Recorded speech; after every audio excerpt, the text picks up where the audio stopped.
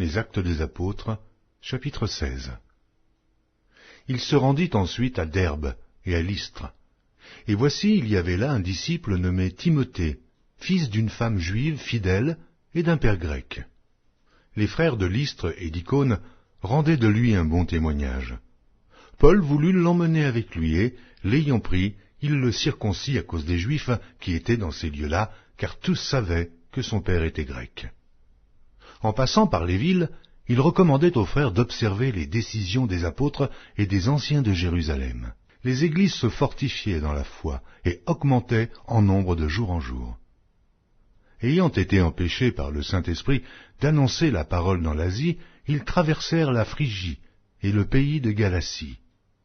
Arrivés près de la Mysie, ils se disposaient à entrer en Bithynie, mais l'Esprit de Jésus ne le leur permit pas. Ils franchirent alors la Mysie et descendirent à Troas. Pendant la nuit, Paul eut une vision. Un Macédonien lui apparut et lui fit cette prière. « Passe en Macédoine et secours-nous. » Après cette vision de Paul, nous cherchâmes aussitôt à nous rendre en Macédoine, concluant que le Seigneur nous appelait à y annoncer la bonne nouvelle. Étant partis de Troas, nous fîmes voile directement vers la Samothrace, et le lendemain, nous débarquâmes à Néapolis. De là, nous allâmes à Philippe, qui est la première ville d'un district de Macédoine et une colonie. Nous passâmes quelques jours dans cette ville. Le jour du Shabbat, nous nous rendîmes hors de la porte vers une rivière, où nous pensions que se trouvait un lieu de prière. Nous nous assîmes, et nous parlâmes aux femmes qui étaient réunies. L'une d'elles, nommée Lydie, marchande de pourpre de la ville de Thyatire, était une femme craignant Dieu, et elle écoutait. Le Seigneur lui ouvrit le cœur pour qu'elle fût attentive à ce que disait Paul. Lorsqu'elle eut été baptisée avec sa famille, elle nous fit cette demande. « Si vous me jugez fidèle au Seigneur, entrez dans ma maison et demeurez-y. » Et elle nous pressa par ses instances. Comme nous allions au lieu de prière, une servante qui avait un esprit de python et qui, en devinant, procurait un grand profit à ses maîtres, vint au-devant de nous et se mit à nous suivre, Paul et nous. Elle criait, « Ces hommes sont les serviteurs du Dieu Très-Haut, et ils vous annoncent la voie du salut. » Elle fit cela pendant plusieurs jours. Paul, fatigué, se retourna et dit à l'esprit, « Je t'ordonne au nom de Jésus-Christ de sortir d'elle. » Et il sortit alors même. Les maîtres de la servante, voyant disparaître l'espoir de leur gain, se saisirent de Paul et de Silas, et les traînèrent sur la place publique devant les magistrats.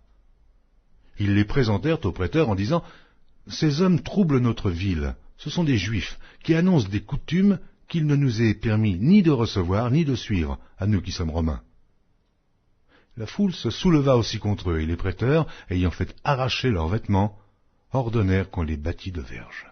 Après qu'on les eut chargés de coups, ils les jetèrent en prison, en recommandant au geôlier de les garder sûrement. Le geôlier, ayant reçu cet ordre, les jeta dans la prison intérieure, et il mit les ceps aux pieds.